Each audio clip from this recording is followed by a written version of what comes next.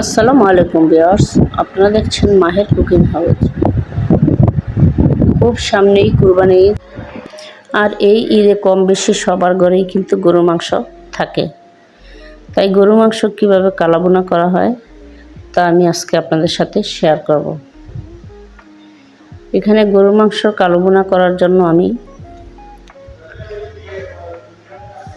ঘরেই কীভাবে মশলা তৈরি করা যায় তা দেখিয়ে দেব, এবং ঘরের তৈরি মশলা দিয়ে আমি আপনাদেরকে এই রেসিপিটা তৈরি করে দেখাবো।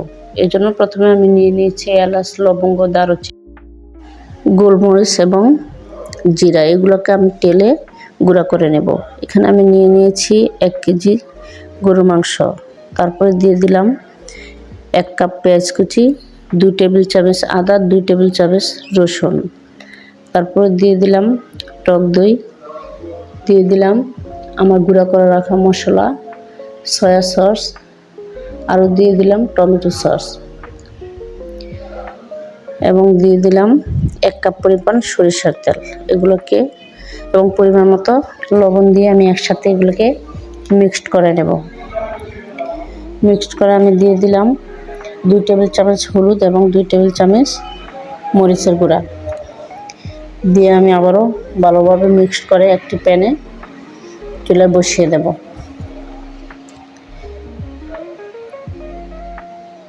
চুলায় বসিয়ে আমি ঢাকনা দিয়ে ভালো করে ঢেকে দেব এবং 1 ঘন্টার জন্য সিদ্ধ করে নেব।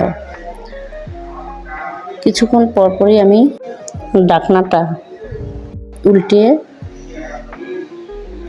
মাংসগুলোকে নেড়ে চেড়ে দেব। এভাবেই 1 ঘন্টার মতো আমি মাংসটাকে কষিয়ে নেব।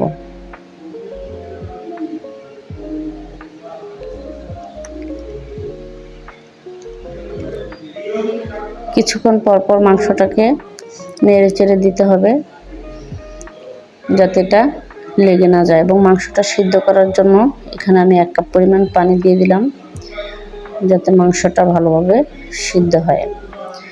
তারপর আমি মাঝখানে আবার সরিষার তেল এবং রসুন দিয়ে এটাকে ফোড়ন দিয়ে নেব। প্রথমে আমি দিয়ে দিলাম সরিষার তেল এবং 4টি শুকনো মরিচ। মরিচটা ভাজা হয়ে গেলে আমি দিয়ে দিব রসুন কুচিগুলো।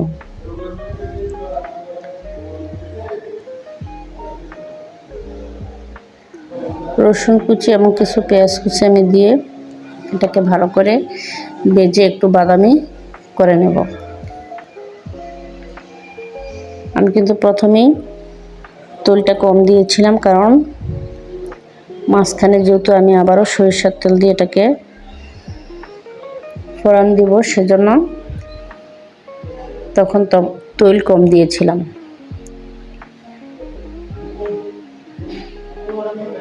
আমার এই রসুন কুচিগুলো কিন্তু বাদামি কালার হয়ে গেছে।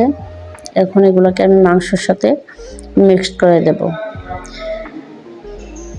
আর এই কালো ভুনাটা কিন্তু সরিষার তেল দিয়েই করতে হয়, তাহলে কালারটা খুব সুন্দর আসে এবং অনেক সুন্দর একটা ফ্লেভার আসে।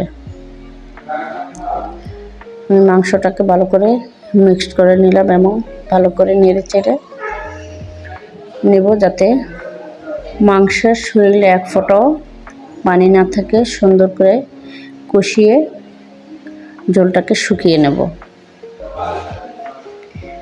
তারপর আমি দিয়ে দিব কিউব করে রাখা কিছু পেঁয়াজ কুচি।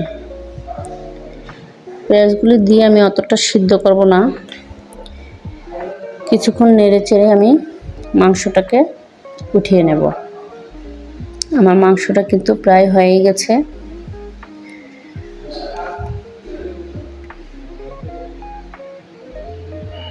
দেখেন আমার মাংসটা কত সুন্দর একটা কালার আসছে।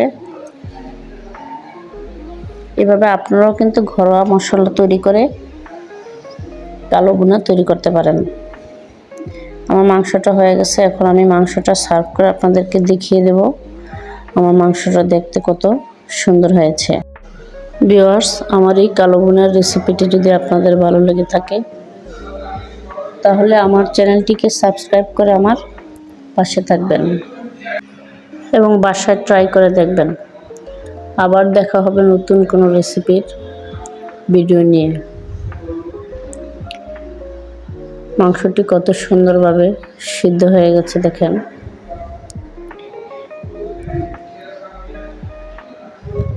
অনেক সফট হয়েছে।